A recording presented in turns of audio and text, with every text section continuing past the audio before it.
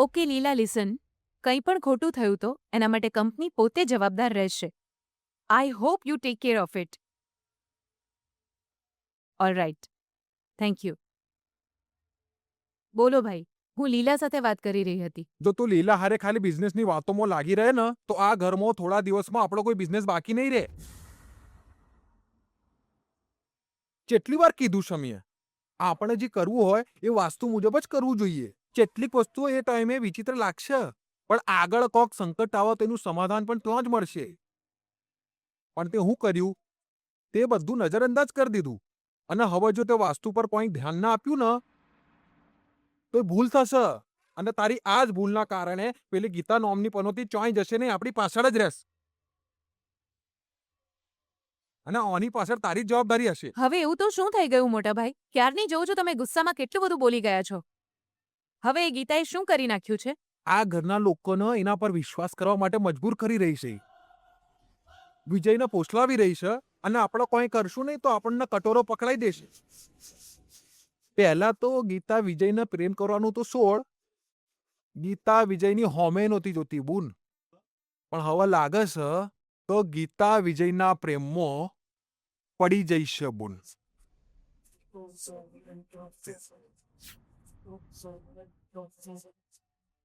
એમાં નવાઈ શું છે? એ વિજયના પ્રેમમાં પડી ગઈ છે.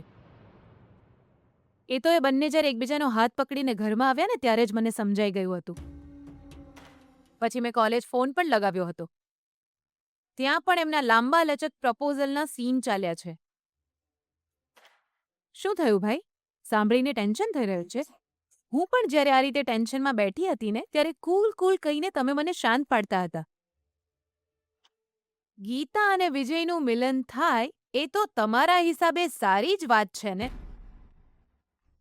મને પેલા એમ જ લાગતું હતું, પણ અત્યારે જે ચાલી રહ્યું છે જોઈને મારી ગણતરીમાં કોક ચૂક થઈ છે એવું મને લાગ્યું. જો બુન એના વિચારો વિશે મને સ્પષ્ટ ખબર હોત ને તો હું આવું થવા જ ના દેત. અત્યારે તો એ લોકોનું વર્તન જોઈને મને લાગે છે કે ખરેખર વિજય ગીતાના પ્રેમમાં પડી ગયો છે. હવે મને શંકા થઈ રહી છે. જો તમે પહેલા જ મારી વાત સાંભળી હોત ને તો આગ લાગીને કૂવો ખોદવા બેસવો પડે એવી સ્થિતિ આપણી સામે ના આવી હોત. આ જે આગ લાગી છે ને બુન, એ તો બહુ જ ભયંકર છે હો. વિજય ગીતાને એની હારે એના રૂમમાં હુવા માટે કહેતો હતો.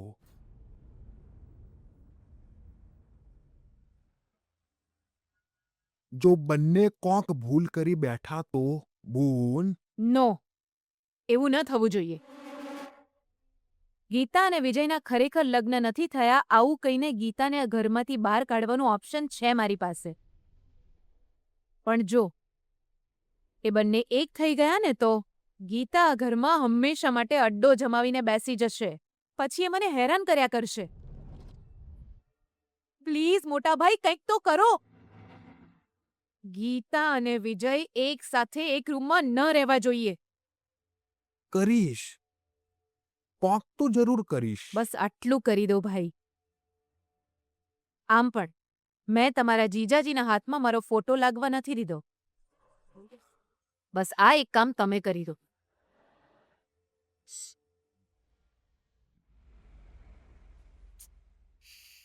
છે ગીતા જતી રહી યાર. હવે એને પાછી કેવી રીતે બોલાવું?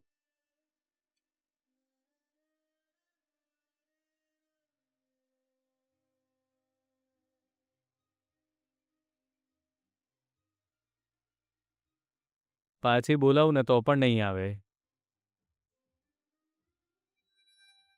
એના વિના મારાથી 1 મિનિટ પણ નથી રહેવાતું.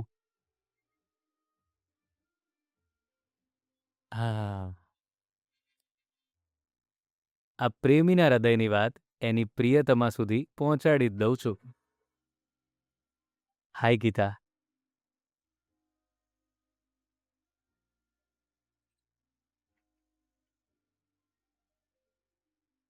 પ્લીઝ ગીતા, મેસેજ જો. જો ગીતા, જો જો જો જો. પ્લીઝ ગીતા, મારા રૂમમાં આવી જા ને.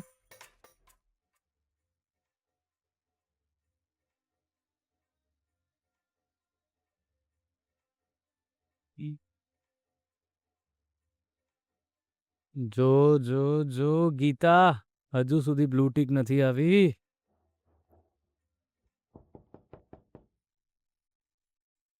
ગીતા,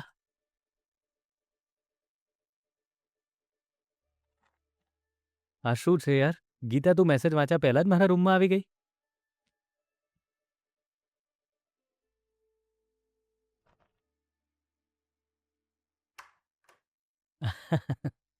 મને ખબર હતી કે મારા ફોનનો મેસેજ ભલે ના પહોંચે, પણ મારા મનની લાગણીઓ જરૂર પહોંચશે.